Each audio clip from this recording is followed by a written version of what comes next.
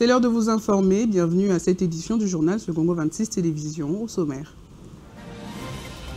Paye des agents de l'État entre annonces officielles et réalité amère. L'écart n'était pas au rendez-vous. Les banques commerciales n'ont pas servi ce mercredi 30 juillet comme prévu. Le constat sur terrain a révélé un non-respect du calendrier tel qu'annoncé par le ministère des Finances et le comité de suivi de la paie.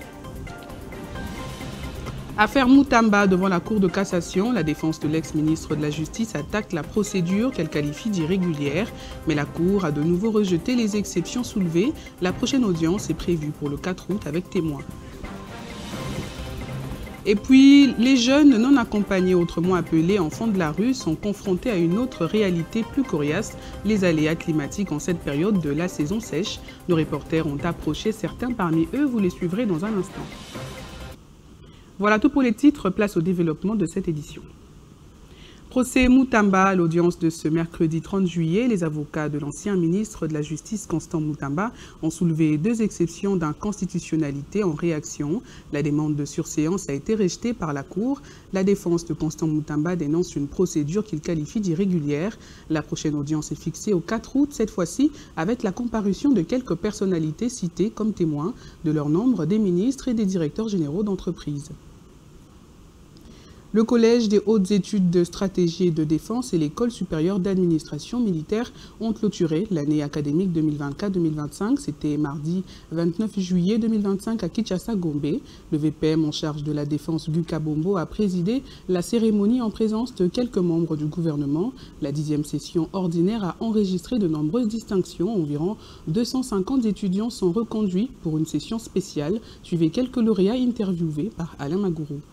Et là, nous disons un grand merci d'abord au chef de l'État, qui lui-même est le visionnaire numéro 1 du Collège des hautes stratégies et de défense, qui est à toutes nos autorités du CHES. Nous avons passé de très bons moments d'apprentissage, mais la plus-value que nous avons pu obtenir, c'est que nous avons une autre manière de penser et de raisonner. Présenter les choses de manière synthétique. On se pose la question au début, de quoi s'agit-il, et on finit par atteindre l'effet final recherché. Le CHES est une école vraiment très importante, donc c'est une école vraiment qui a des qualités de formation très importantes. Donc je dirais que c'est une école qui est nécessaire aussi pour la formation d'autres. Beaucoup peuvent participer pour bénéficier de cette formation afin de mieux servir le pays et vraiment surtout la cohésion et surtout la coopération et aussi l'interaction des différents pays qui sont là. La communication, vous voyez que la sécurité est transfrontalière actuellement. À mon avis, la formation elle est très bonne. J'allais dire que ça apporte quand même un plus, tout au moins pour les officiers africains que nous sommes de la sous-région. C'est vrai que nous avons beaucoup plus planché dans le cadre de nos exercices sur le cas de la RDC. Nous avons fait le contour de tout l'environnement politico-stratégique, mais c'est vraiment une bonne formation avec les experts qui viennent de Témis. Je crois qu'il y a une plus-value quand même. Le CHES, le Collège des hautes études de stratégie et de défense, est une école d'excellence de stratégie, dont la vocation est de trouver des solutions aux problématiques de notre temps, surtout en lien à la défense et à la sécurité de nos États et de nos régions. Et la formation que nous avions suivie, c'est une formation très stratégique au regard de la position géostratégique de notre pays, ses défis majeurs ainsi que les menaces auxquelles notre pays fait face. L'enjeu en fait, que nous avons aujourd'hui est surtout de pouvoir clôturer, de faire une passation, si vous voulez, de flambeau entre les précédents et les nouveaux. Nous avons également les aînés de l'école doctorale qui sont ici, donc c'est un échange d'expérience qui est quand même assez sympa. Donc j'ai eu la chance d'être formée lors de la 8e session spéciale du CHES d'ici. Comme annoncé précédemment dans un communiqué du ministère des Finances, les salaires des agents de l'État sont disponibles à partir de ce mercredi 30 juillet 2025. Les banques commerciales ont déjà été approvisionnées, confirme Yannick Issassi, président AI du comité de suivi de la paie. Les listings sont en cours de traitement pour permettre un décaissement rapide par les services concernés. Écoutez-le dans cet extrait choisi par Ebenezer Bwanga. Ces instructions vont dans le sens, comme l'avait indiqué le communiqué publié récemment par le cabinet de son Excellence Monsieur le ministre des Finances, qu'on puisse accélérer l'exécution de la paye pour le contenir jusqu'au 2 août. Et aujourd'hui déjà, la mise à disposition de fonds a commencé et les instructions ont été données aux différents services, notamment qui préparent, je dirais, les listings et qui les transmet au niveau des banques pour qu'ils puissent appuyer sur l'accélérateur de telle sorte que les instructions qui ont été données par les autorités puissent être, disons, faites exécuter. Et donc, voilà un peu globalement la discussion que l'on a eue en fait autour de la table. Et on peut conclure en rassurant aux différents agents publics de l'État que les gouvernements, à travers les autorités de supervision, sont en train de suivre la situation de la paix de manière assez en fait rapprochée pour permettre à ce que très rapidement les différents agents publics de l'État puissent entrer en possession de leur rémunération. Les dispositions ont été également prises pour que au mois d'août, c'est vrai que le mois de juillet, on va connaître un petit retard, mais pour le mois d'août, les autorités ont insisté pour que nous puissions mettre tout en œuvre pour encadrer la paye suivant les calendriers qui a été initialement prévus. Paye des agents de l'État, malgré l'annonce du comité de suivi de la paye ce mercredi 30 juillet, plusieurs banques n'étaient toujours pas approvisionnées en fonds dans l'après-midi. Ce décalage entre communication officielle et réalité sur terrain a suscité frustration chez les concernés. Ebenezer Bouanga a fait le constat dans quelques établissements bancaires de Kinshasa. Siège vide, un calme absolu dans des salles d'attente, aucun mouvement des agents et fonctionnaires de l'État dans quelques banques commerciales, alors que la journée du mercredi 30 juillet devrait être consacrée au lancement de la paie de ces agents, ces fonctionnaires de l'État, déjà en retard de plusieurs semaines. Un rendez-vous manqué de nature à énerver. Ce que nous regrettons, c'est quoi? C'est la paie. Jusqu'aujourd'hui, c'est le 30, non? Mais jusqu'à la paie n'intervient pas, la paie n'intervient pas. C'est ce que nous regrettons. Et jusqu'à quand on va nous payer? Ça, c'est la troisième tour. Je viens de Tchangou, mais jusque-là, il n'y a plus rien ici. On nous a promis que ça peut commencer le 29. Mais hier, c'était le 29, nous sommes arrivés ici, il n'y avait plus rien. Aujourd'hui, le 30, nous sommes là, il n'y a plus rien. Alors, on ne sait pas ce qu'on va faire. Au-delà de cet état de choses, figurent les doutes devenus permanents sur la confirmation de la date exacte de la paye. Des questions de nature à troubler la quiétude des agents et fonctionnaires de l'État fusent de partout au sujet du retard connu. Nous demandons qu'on nous paye bien avant pour préparer aussi la rentrée de nos enfants. Il y a tant de difficultés, ma chère. Hein? Il y a tant de difficultés. Nous sommes des locataires, on a des enfants hébergés et tout consort. Nous demandons au gouvernement de bien faire, de nous payer bien avant. Trop de retard. Encore les communiqués du ministère des Finances, le début des opérations de paye était prévu pour ce mercredi 30 juillet avec ces nouveaux retards enregistrés. Il y a lieu de s'interroger sur le maintien du calendrier qui prévoit la clôture pour ce samedi 2 août. Alors qu'autrefois, la mesure visait à garantir la régularité de paiement dans de bonnes conditions et à répondre aux attentes des agents publics, souvent confrontés à des retards des salaires. À la fonction publique, un réseau de mafieux dont la mécanisation des agents de service public de l'État vient d'être démantelé par le ministre sectoriel Jean-Pierre Liaou qui déplore le non-respect des principes édités par les agents commis au service informatique, promet des sanctions exemplaires aux auteurs et à leurs responsables directs, dont la secrétaire générale pour raison d'enquête, Tonine Zolamesso pour les détails. Occupée dans le cadre de la réforme de l'administration publique portée par le gouvernement de la République, la cellule informatique de la fonction publique est loin de respecter des principes édictés par l'autorité. Jean-Pierre Liaou Ebois, ministre de la fonction publique, dit son mécontentement. On vous demande de mécaniser en tenant compte de principes que nous nous sommes fixés. Et les critères qui ont été fixés sont des critères objectifs. Ils ne sont pas subjectifs. Il suffit d'appliquer les règles. Il suffit de répartir les quotas comme cela vous a été dicté. Des quotas pour Kinshasa, pour chaque province. Et au niveau de province, de veiller à une certaine équité entre territoires. C'est ça la ligne que je vous avais dictée. Et là maintenant, vous faites tout et n'importe quoi. Face à cette situation, le ministre de la fonction publique s'est dit déterminé à appliquer la loi en sanctionnant sévèrement non seulement les agents affectés au service de la mécanisation des agents, mais aussi la secrétaire générale à la fonction publique pour raison d'enquête. Madame la secrétaire générale, je n'ai pas d'autre choix que de faire parler la loi. Vous allez donc être obligé de faire ouvrir des actions disciplinaires contre ces agents-là. Et pour des raisons d'enquête, je serai obligé de vous suspendre tous.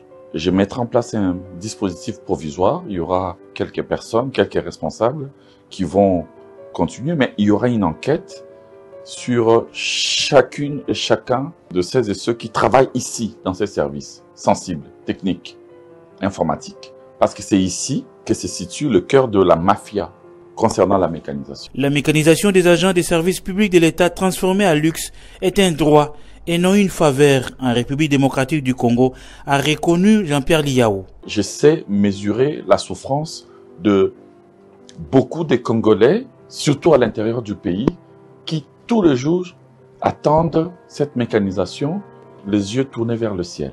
Et ce n'est pas une faveur que de pouvoir le mécaniser, c'est un droit. Les fonctionnaires qui continuent de croupir dans la misère sollicitent l'effectivité de l'implication personnelle du ministre pour un contrôle rigoureux du service informatique de la fonction publique.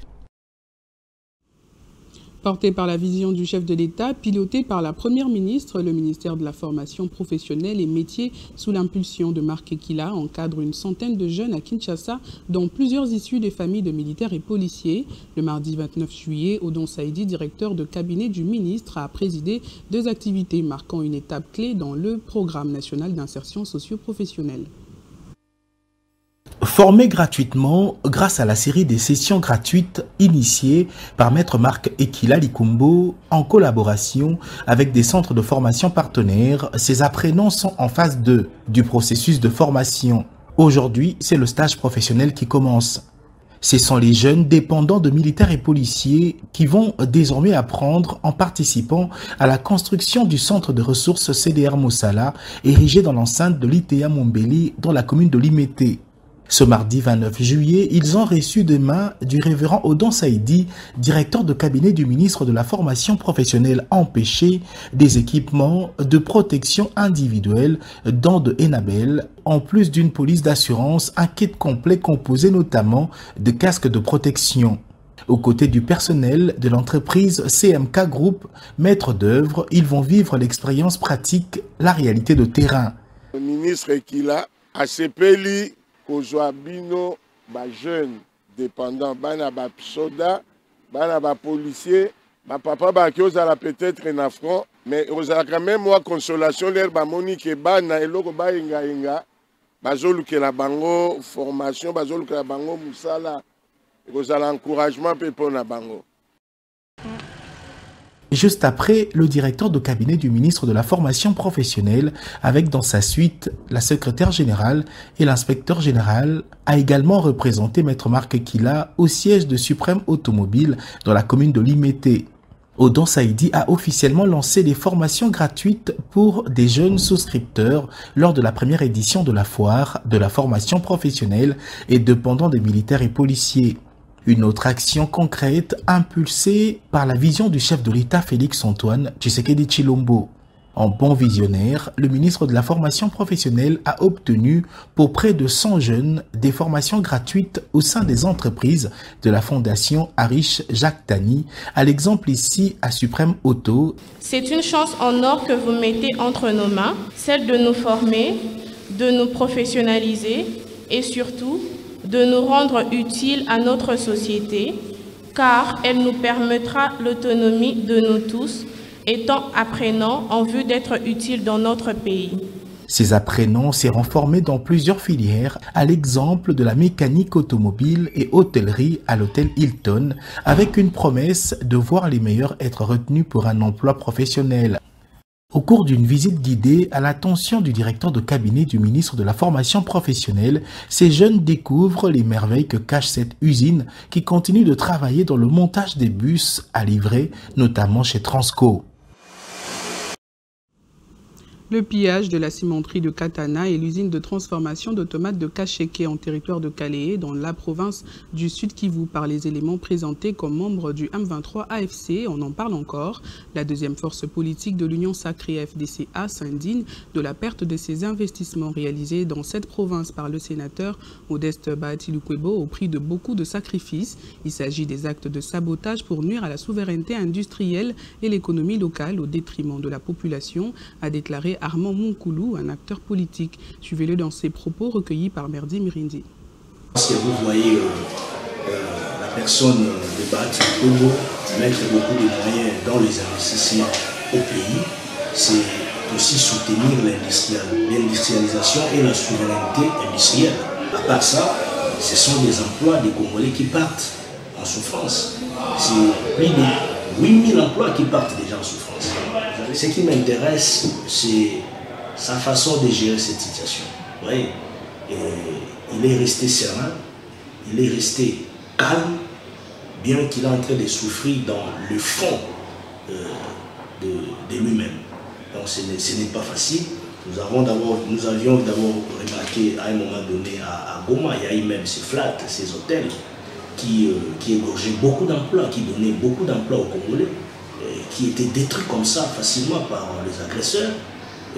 Des fois, il y a même ces bâtiments, il y a ces maisons, ces parcelles. Donc tout ce qui est identifié comme investissement bien appartenant au professeur Bahati Lukwebo, on les détruit. Et ce que le professeur Bahati Lukwebo subit, ce n'est pas seulement pour lui seul, parce qu'il a donné de l'emploi aux Congolais. Oui, ce sont des emplois des Congolais qui partent. Ils pouvaient prendre cet argent. C'est comme si on veut réduire en poussière les sacrifices consentis par Bahati pour servir son peuple. Vous voyez, c'est là où ça fait très mal.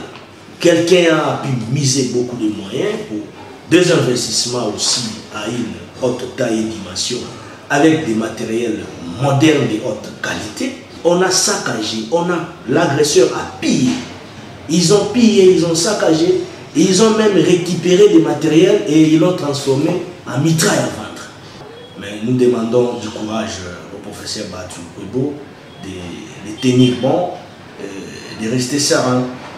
C'est le prix de ça. Il est en train de payer le prix de sa loyauté et de sa sincérité aux côtés du président de la République.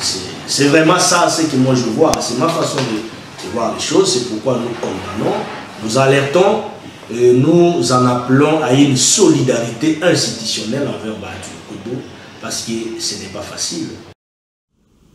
La situation des jeunes non accompagnés, communément appelés enfants de la rue, fait couler beaucoup d'encre et salive.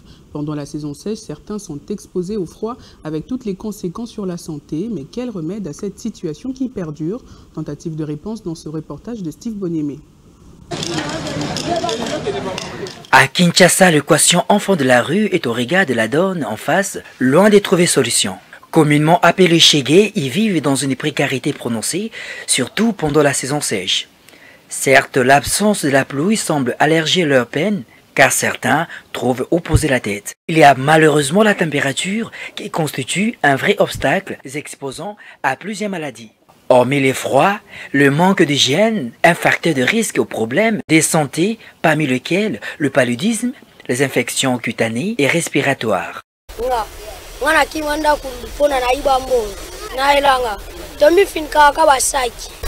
Eugénie Lonola, assistante sociale, donne plus de détails sur cet état des choses après observation du drame une année durant.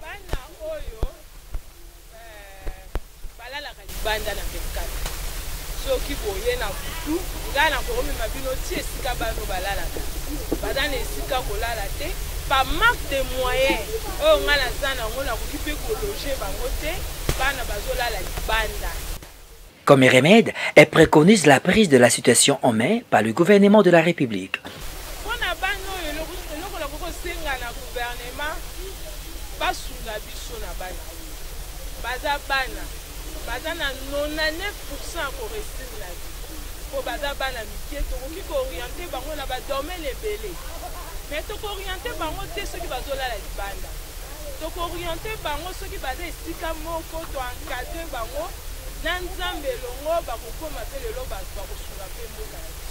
Voilà qui est dit.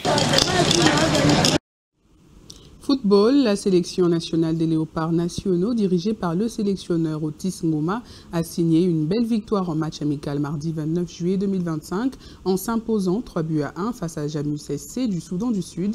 La rencontre a eu lieu au complexe sportif d'Azam situé à Dar es Salaam en Tanzanie.